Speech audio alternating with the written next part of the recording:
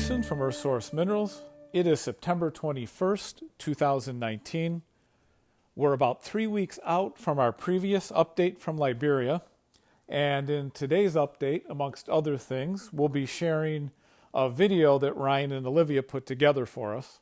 And I think it'll give everybody a much better understanding on what they and our staff go through on a daily basis, especially here at the height of rainy season, to keep our production steadily moving forward week by week and keeping our company growing and healthy there in Liberia. Once we have watched their video, I will hop back on for a bit and we will discuss in detail the weekly cleanout reports for production at Garlow Claim 19, where we stand on our diamond sales, and our ongoing strategy moving forward as a company. So let's go ahead, watch Ryan and Olivia's video, enjoy it. It's a great video they put together for us, and I will be right back on after that.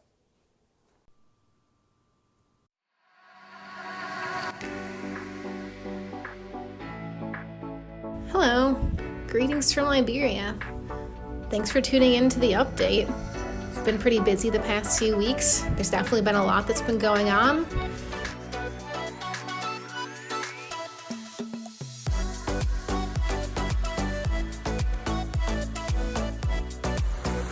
As you can tell, it's definitely still pretty rainy. We've had our mix of sun and clouds, but the rain's still falling pretty heavily. There's some signs of it clearing up. The roads, as a consequence, have been getting a little bit hairy, so it's been a fun journey to make it up. This is how we do it, right inside. There's definitely been a few nasty little mud pits where we've been getting ourselves stuck.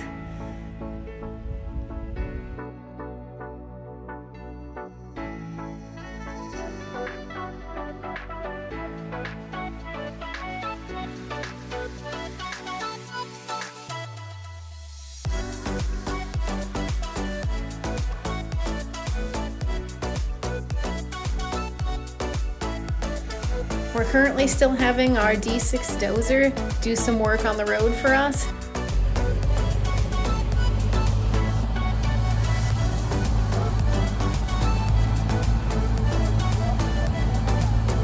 The D6 dozer's been very instrumental in helping pave some of those nasty patches for us. Although there's certainly some limits to what it can do in the rainy season just working in the mud.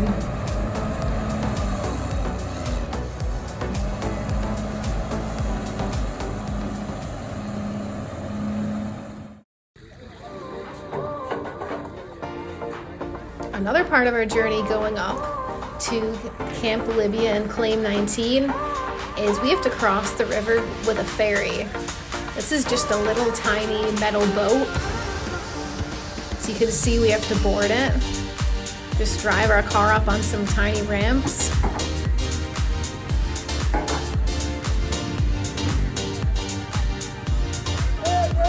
The entire ferry is just hand cranked all the way across, back and forth.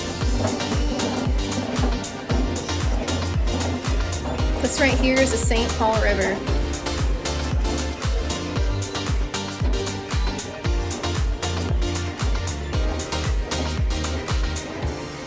The current's very strong.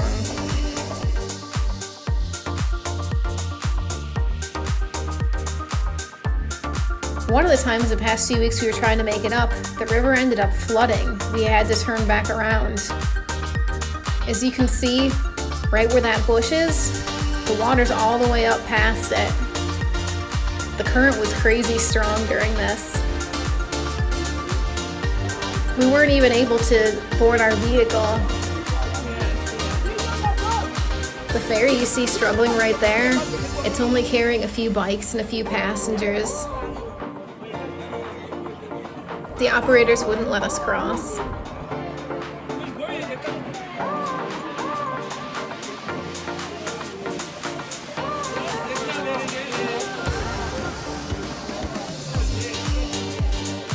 Although it looks sunny, The river's very full from it raining the past few days. Every time that we've gone up, we've had to check to see whether the ferry can make it across to see if the river is flooding. Let's go on claim 19.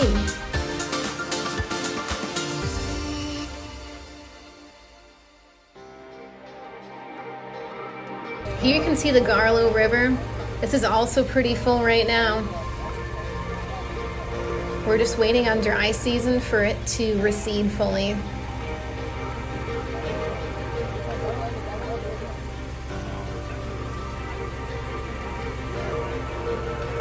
Some really great news is, you'll see this pile right here. We've been able to run the entire thing through our jig system. The total gravel pile was 1,972 cubic yards from our measurements. This is all gravel that was excavated in the late spring and early summer of this past year, 2019.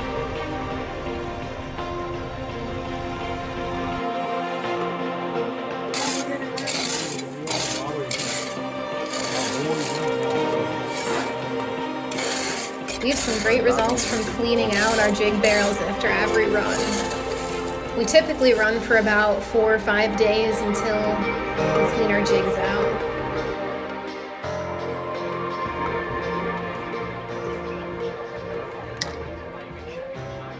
After collecting all the diamonds, we weigh them with our site partner and our general field manager.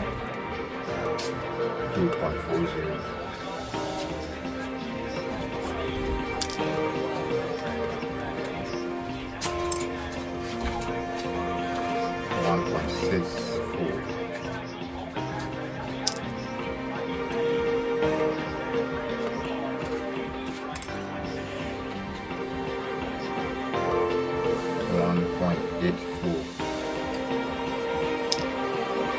We've definitely gotten some great results from our clean out, averaging about 400 to 500 stones per clean out. Currently, we've collected 2,041 stones with a total of 1,545 carats. We've managed to get 80 grams of gold. We have run 1,972 cubic yards over the past 4 to 5 weeks. We're currently averaging a little over 1 stone per cubic yard. There are some really great shapes in this, as well as some really great colors. You'll see there's a lot of very clear stones, as well as a few greens, browns, and oranges. 20% of our diamonds are between 1 and 8 carats.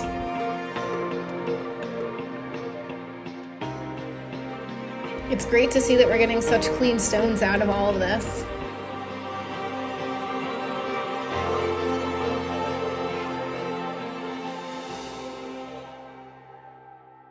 As you may well know, we've been working on another claim called Claim 50 in Garloma.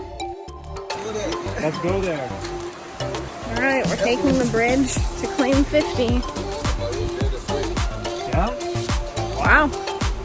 You did well way out here. This is quite a hike to get to. It ends up being almost 4 miles one way. It's all hiking through jungle, and it's definitely a workout. I used my fitness tracker on my iPhone, and it said that I reached 55 flights of stairs. We had multiple ferries to cross with this. Some of them are just sticks together, and you can just see us going across different parts of the Garlow River.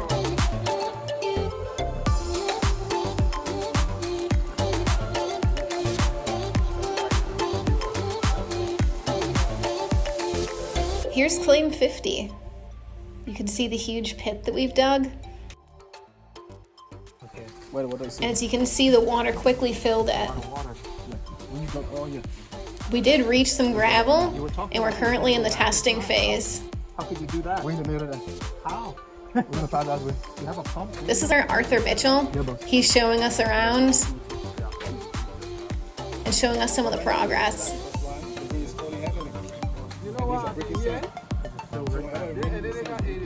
Yeah, post on there. I want Damon. Yeah, post on there. That is Damon can the bono here.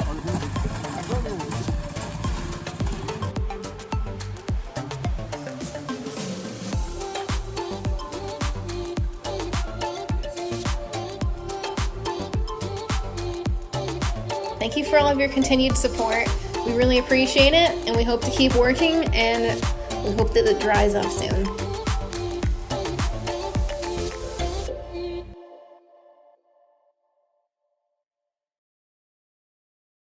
So that's a little glimpse at some of the main challenges that we face on a day-to-day basis, especially now during the height of the rainy season.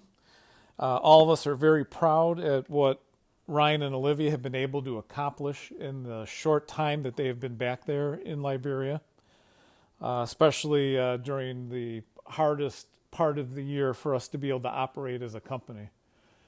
This is actually the first year in our history where we have been able to consistently produce every week throughout the height of rainy season, throughout August and September. And the good news is we're almost out of rainy season now. So you may have noticed in some of the scenes in the video, the sun was really out and bright. In my last conversation I had with Ryan, some of the main dirt roads are actually starting to dust up, which is a great sign. That means the sun is out more than it is raining, and great signs that we're going to have an early dry season. Of course, it's Mother Nature, so in a few days it could be raining cats and dogs again for another month, but everything's pointing to an early end to the rainy season, and we have been pushing really hard to stage everything for hitting this coming dry season very hard and very quick. But we'll get into that a little later in the update. So if you watch your screen, I will start putting up the weekly clean out reports from Garlow Claim 19 so that you could see those, and I will also include some pictures of the diamonds that were produced in those clean outs, except for 1 week where Ryan and Olivia weren't able to make it to the site for the actual clean out due to the fact that the river was too high and the ferry was not able to transport vehicles across.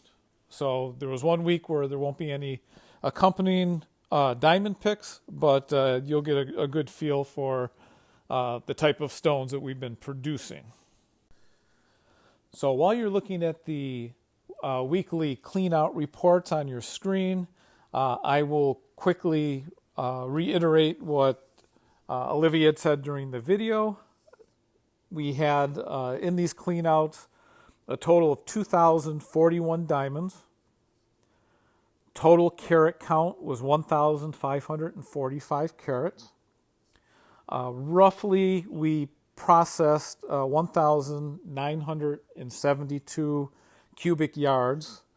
Roughly speaking, a cubic yard is about 1 U.S. ton. It does vary according to the density of the pay gravels that we run. We believe the tonnage is probably about 10 to 15% less than the cubic yardage in this case.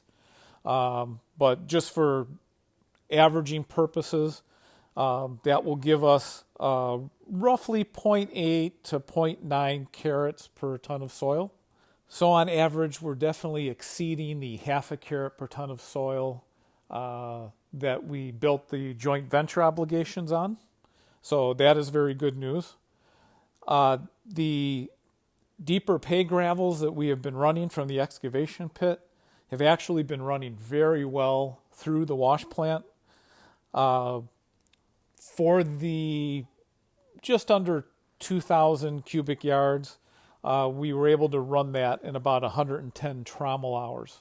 So that's averaging about 18 tons per hour, which is a significant production rate increase compared to our expectations starting at the site based on past experience at our Yungaya site, which had limited our production rate to about 4 to 5 tons of soil per hour, mainly due to sand content. So the sand screen that Armando customized the trommel barrel with definitely made a huge improvement, and just the content of the deeper pay gravels from the excavation pit is a lot less loamy and sandy, and allows the material to really run through the trommel and the jigs very efficiently. So that is also very encouraging as we move into this new dry season, where we'll be able to combine the higher production rates to extended trommel hours being run per week. Up to this point, the past month, we've been averaging about 30 trommel hours per week, which is relatively low. And the main reason for that is we ran out of dry season a few months ago before we could build enough proper housing to house more than just one single shift. So we're limited to the amount of staff on the Garlow site.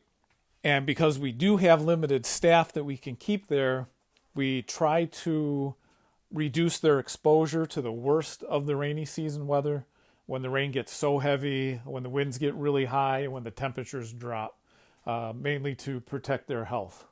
And then we also have to conserve and pace out our fuel burn rate, especially during the rainy season, as there is only so much fuel we can deliver per week based on road conditions and the amount of logistic trucks that we have currently.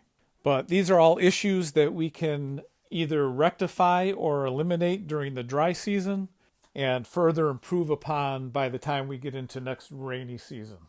So the past few months has had EarthSource on an ever-increasing arc of success.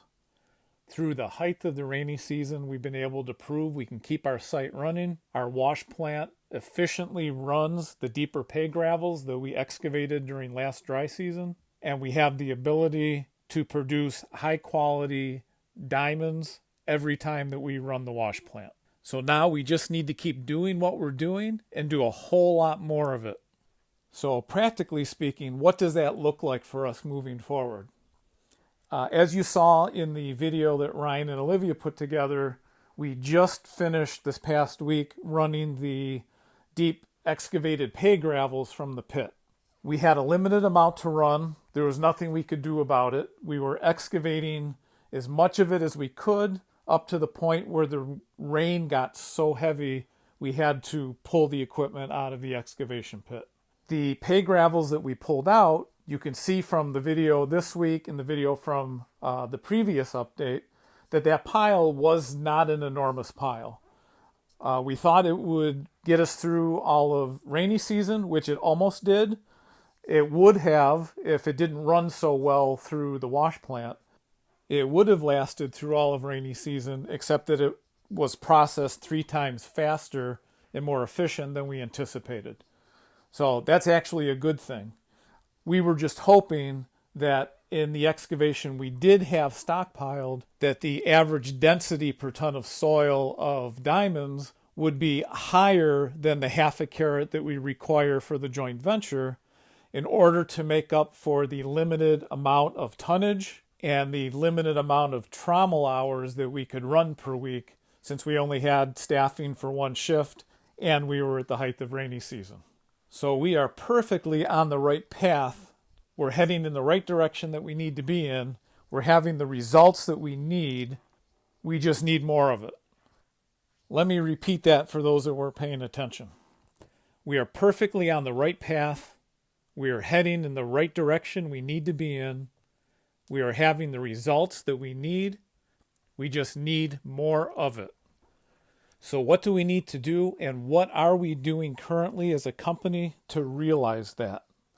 Fortunately, we have the worst of the rainy season behind us now, and the past week is showing all the signs that we're going to have an early dry season.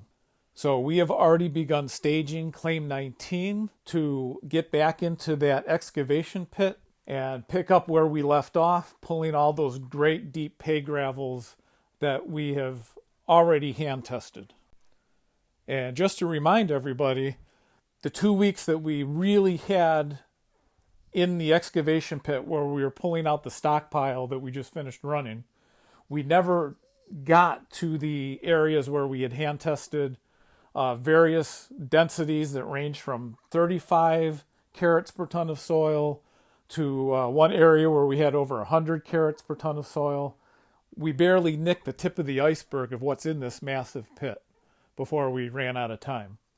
So we're excited to get back in there and pull up what is still down in there waiting for us. We'll have to run it through the wash plant to see what we actually get per ton of soil.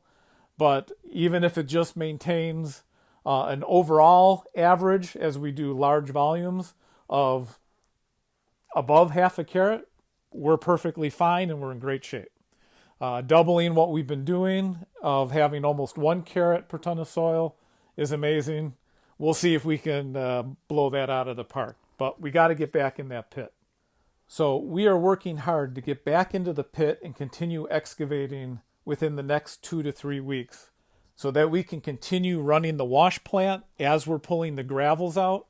And then as we get further into dry season, we can actually excavate faster than the wash plant can run so that we can start building that stockpile back up so we have plenty of backlogged, deeper gravels for that wash plant just to run nonstop and just keep processing diamonds.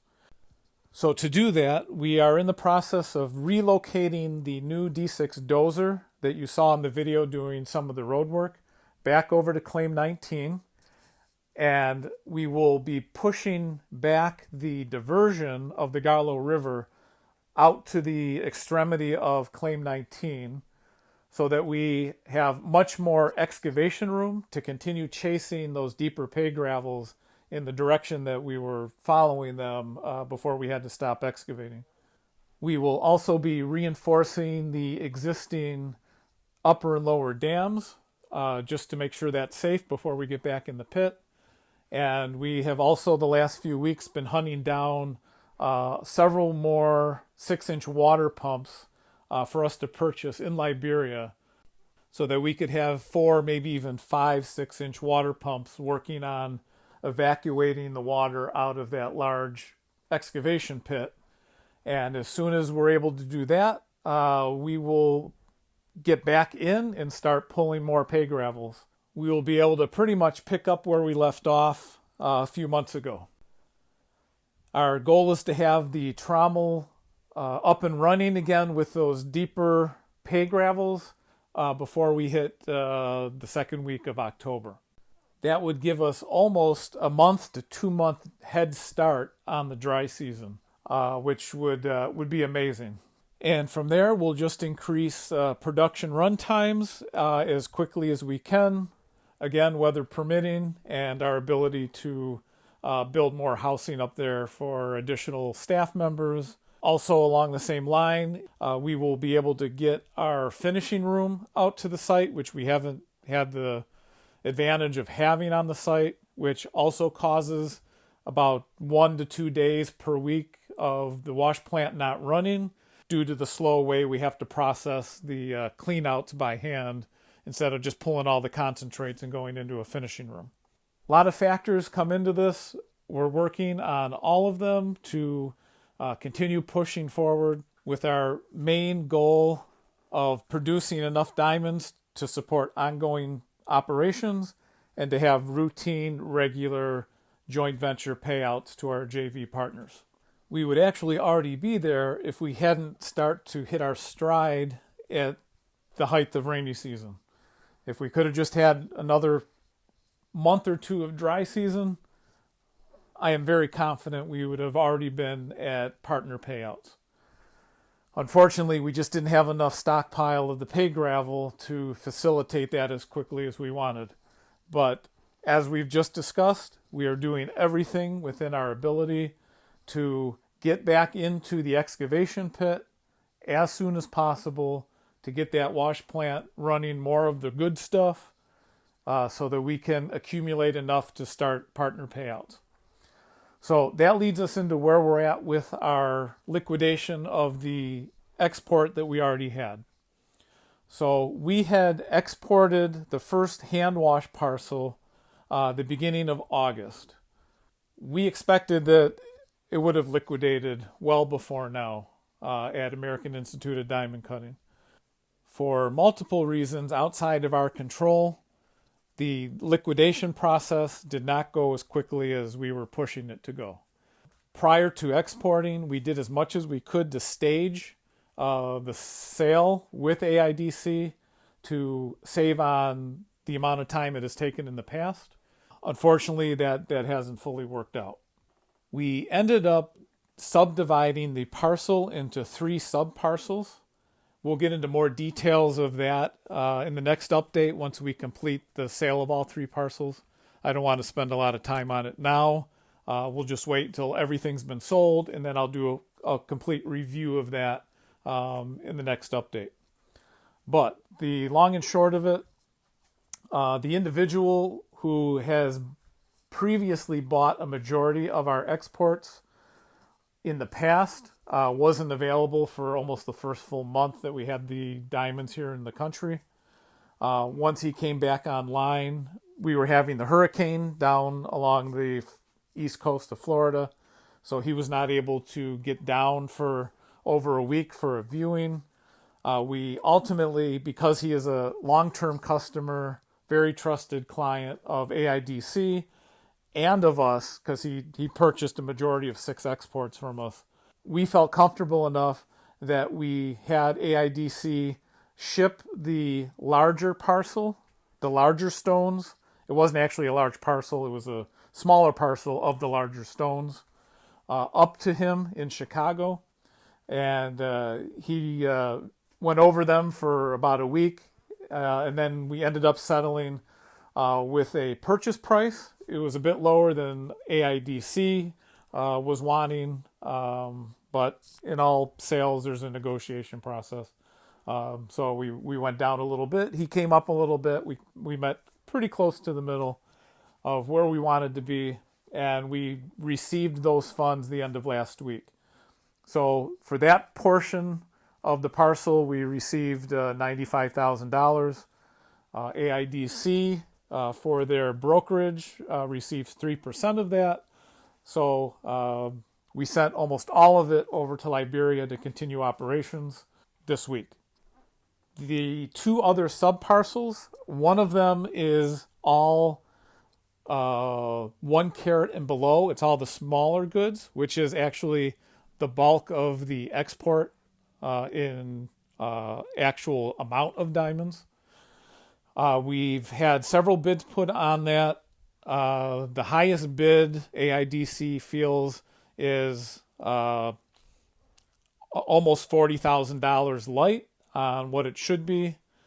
So we've been waiting on that. AIDC has been pushing other clients to view it and put some bids in, which is moving forward. The parcel that's in between the large stones and the small stones was actually just sent to our Chicago buyer after he purchased the first sub-parcel. He's like, go ahead and send me the middle-sized stones. He's like, I let me look at them. I think I'm going to buy those as well. He should now have those mid-sized stones in his possession, and he has also reached back out to AIDC, and depending on how the negotiation for this next parcel goes with him, if it goes well, we get a fair price for it. He wants Leslie to also send the sub 1 carat stones to him, and he just wants to buy the full export. And moving forward, as long as we're getting a fair price and he's happy with it, he wants right of first refusal to buy all of the exports we have from Liberia moving forward. Not that we're going to sign any type of long-term contract with him. It's just more of a verbal agreement that whenever we export, he just wants us to send the full parcel to him and he'll buy it from us. So we'll see how that works out. It really depends on the pricing he gives us for the smaller size stones. AIDC has told us that they have not sold him a lot of smaller size stones, so they don't know what his experience is with those. But in general, he's not cutting and polishing any of these.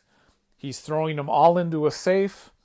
He lets them grow in value over a 10 to 15, 20-year period before he liquidates them, usually as rough stones. He never even really cuts and polishes. So if he can do it for the larger stones, certainly he can do it for the smaller. It's just going to depend on how that price compares to other offers we've had.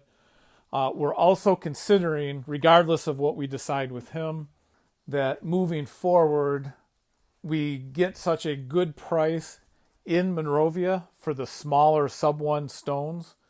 Once you take into account export tax, cost to transport them, the time it takes to sell them, which it's very difficult in the States to move small stones quickly.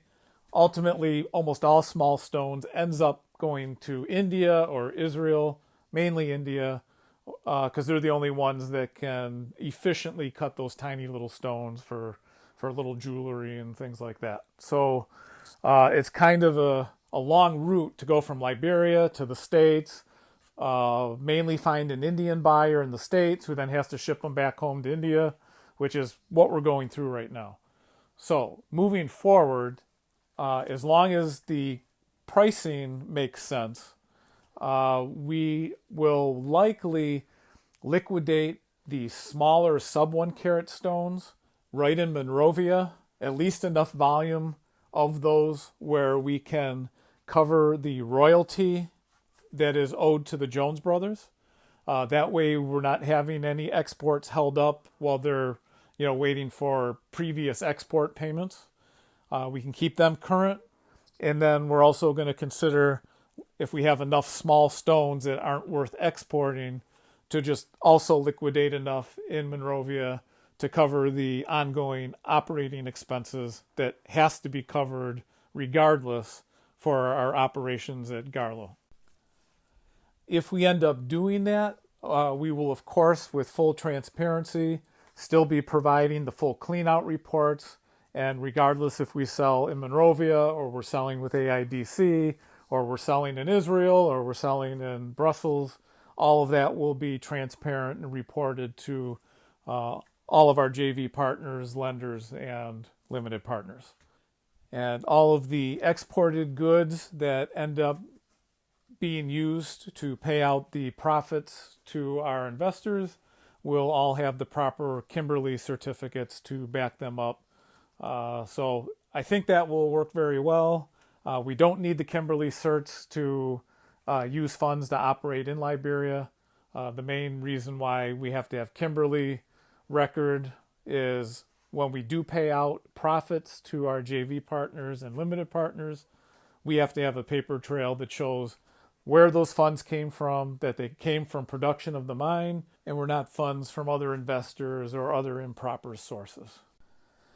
So I think that pretty much wraps it up for this update. There's, of course, more that we can talk about. I do know that we are still a little bit behind responding to people. We're probably maybe another week to catch everybody up.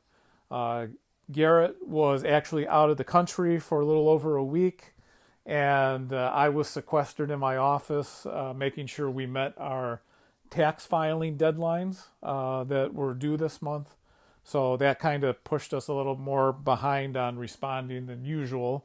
We're doing everything we can to catch up to everybody. Also, I know we have a lot of people asking, so when is the first profit payout going to be? Obviously, on this update, we are not quite there yet. We're getting much closer.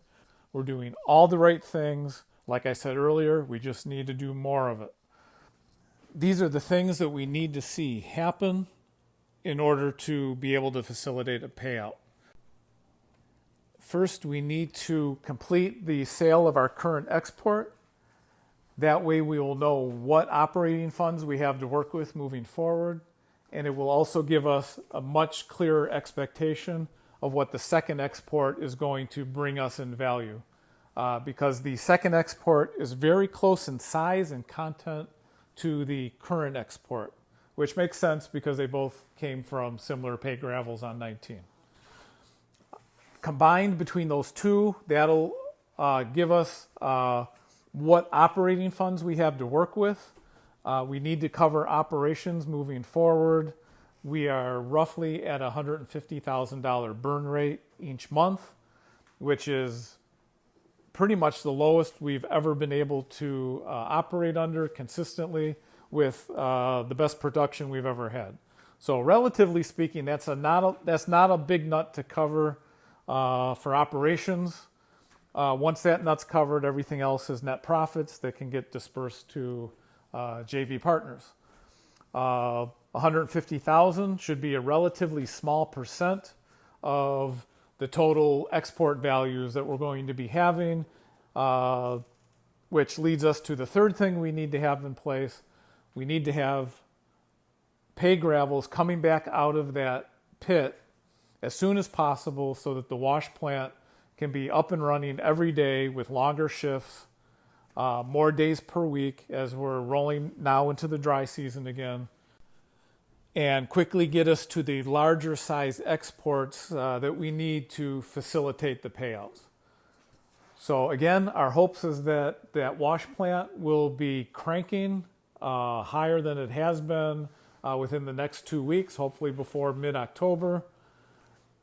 Between what we have in this next export, what we have left to liquidate in the first export, and what we can produce in October and actually have exported and hopefully sold quickly in Chicago with our long-term buyer, can an October payment happen? It's possible. I just can't say for sure. I can't give a date. We're not at that point yet, but we're the closest we've ever been. Again, we just need to do a lot more of what we're already doing. We're on the right path, and things are moving in the right direction. And it's perfect for the stride we're at as we hit the new dry season. We're actually hitting the new dry season already in motion. We're not trying to fix equipment. We're not trying to repair things. We're not trying to get to the site. We're not trying to set up a wash plant. Everything's running right now. We just need to continue doing it. So things are in a great place right now. We're shifting into a higher gear as dry season is rolling in right now. We expect to have the wash plant cranking even more than it has been in the next few weeks. And as production comes off, we'll continue to update everybody. I will try to have a mini update go out as soon as we complete the sale of the current parcel, so we can share with everybody the details on what that parcel looked like and what it sold for. That way we can all have better expectations moving forward with the goods we're producing. And as always, thank you everybody for your ongoing support. We've had a lot of great emails coming in that have been very supportive of what we're doing. We know a lot of people have been praying and fasting for us. So we thank you for that, and we encourage that as much as possible. It definitely helps. And until next update, thank you very much. Bye-bye.